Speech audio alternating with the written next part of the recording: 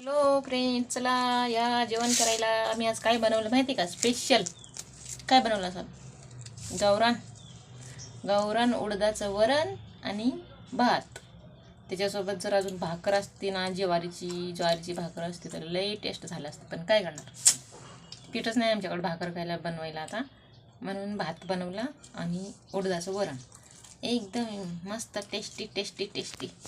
आणि अजून एक पण नाही राव, दुसरं एक ते असते ना, उडदाच्या वरणावरून जर लिंबू पिळून खाल्लं ना, अरे पप्पा मग काय सांगूच नाही ते.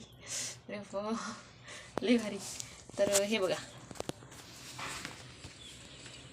वरण वरण उडदाचं वरण खायला या. कसं चिकट चिकट चिकट वरण झालं पाहिजे बरं का.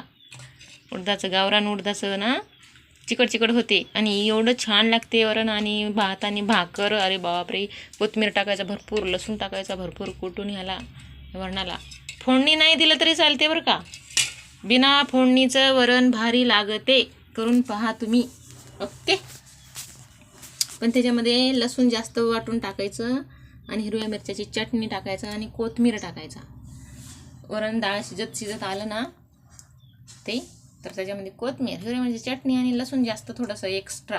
म्हणजे आपण जर दररोज एक गड्डा काय म्हणतो ते टाकत असतो ना, त्याच्या एक्स्ट्रा टाकायचं, थोडा अर्धा एक्स्ट्रा टाकायचा. आणि फोडणी नाही द्यायची. एवढं मस्त लागते. वाव क्या बात आहे.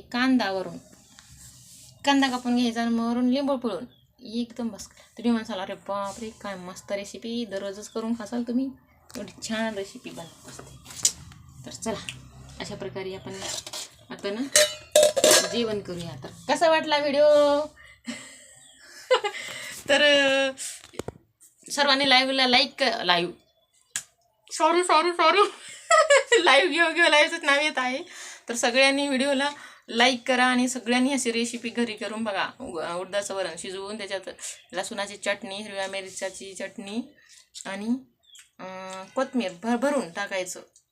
एकदम व्यवस्थित, एकदम फर्स्ट क्लास वरण होते म्हणसाल, काही सांगायचं हेच नाही. लई भारी होते, जमते. मस्त टेस्ट लागते. पण फोडणी देऊ नका बरं का, फोडणी अजिबात द्यायची नाही. तेल नको अजिबात, बिना तेलाचं वरण लई भारी. फोडणी दिलं तर अलग चव, ते पण छान लागते, पण त्याची चव अलग. ही वेगळी टेस्ट करून बघायचं, त्याची टेस्ट अलग आणि बिना फोडणीचं वरणाची टेस्ट अलग लागते, पण खूप छान लागते. कधीतरी तुम्ही करून बघा असं. ओके. आणि व्हिडिओ कसा वाटला कमेंटमध्ये नक्की सांगा आणि तशी रेसिपी तुम्ही घरी बनवून खा. Okay, bye bye, I love you.